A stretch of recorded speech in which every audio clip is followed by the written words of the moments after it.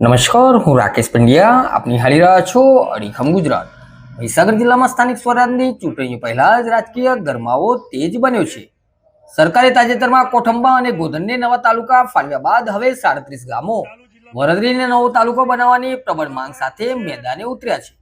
લુણાવાડા તાલુકાના વરદરી વિસ્તારને નવીન તાલુકો બનાવવાની માંગ સાથે આજે બેઠક યોજાઈ હતી, જેમાં 37 ગ્રામ પંચાયતના સરપંચો, જિલ્લા અને તાલુકા પંચાયતના સદસ્યો સહિત મોટી સંખ્યામાં ગ્રામજનો ઉમટી પડ્યા હતા.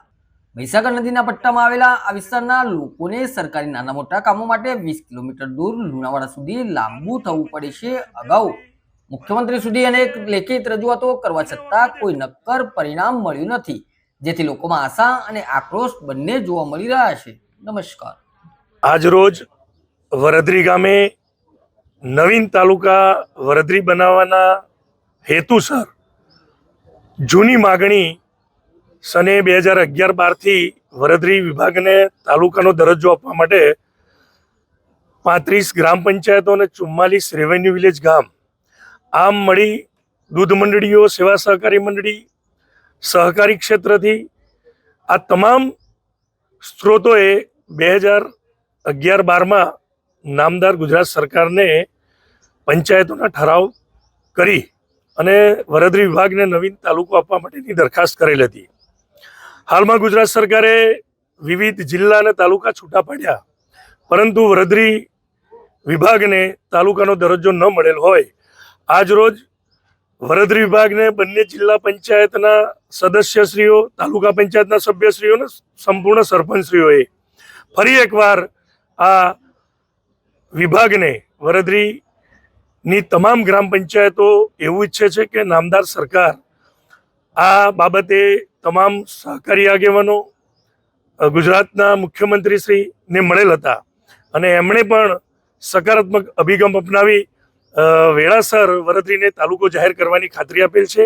એ અનુસંધાને આજે વરદરી મહાદેવ મંદિર ખાતે ગ્રામ પંચાયતના સરપંચશ્રીઓના આગેવાનોએ બેઠક મળી અને હવે પછી સીએમ સાહેબને મળવાનું અને વરદરીને તાલુકો મળે. ભૌગોલિક દ્રષ્ટિએ અમારી મહીસાગર હાડોળ નદીથી લઈ અને છેક નમના ટોળિયા સુધી આ વિસ્તારના પટની 35 ગ્રામ પંચાયતો અને 44 રેવન્યુ વિલેજ ગામોનો સમાવેશ થાય.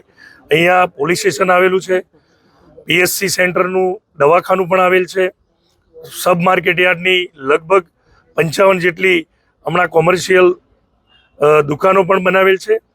ગામે 32 એકર કરતો વધુ જમીન સરકારી છે, એટલે સરકારની ઇમારતો અને નવીન ઓફિસો બાંધવામાં પણ મુશ્કેલી પડે એમ નથી.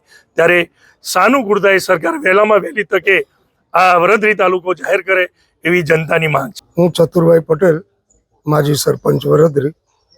આજરોજ વરદરી વિભાગના સૌ સરપંચશ્રીઓને આગેવાનો, જુદા જુદા રાજકીય પક્ષોના પણ બધા એકત્ર થઈ વરદરી ગામને તાલુકા કક્ષાનો દરજ્જો મળે એ માટે લગભગ 35 જેટલી પંચાયતોએ અમને લેટર પેડ ઉપર લેખિત આપેલું છે, જેના અનુસંધાને અગાઉ પણ આ દરખાસ્ત અમે રજૂ કરેલી, પરંતુ અગમ્ય કારણસર અમારી દરખાસ્ત આ મંજૂર કરવામાં આવેલ નથી, જેથી પુનઃ ફરીથી આ દરખાસ્ત કરવામાં આવેલી છે.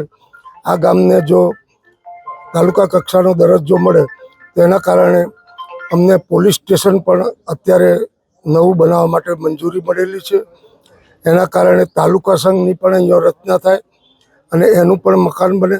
જુદી જુદી ઓફિસો, જેમ કે અત્યારે માર્કેટિંગ યાર્ડ અમારું લુણાવાડા છે, એના બદલે વરદરી તાલુકો થાય તો એને પણ એક માર્કેટિંગ યાર્ડ મળે.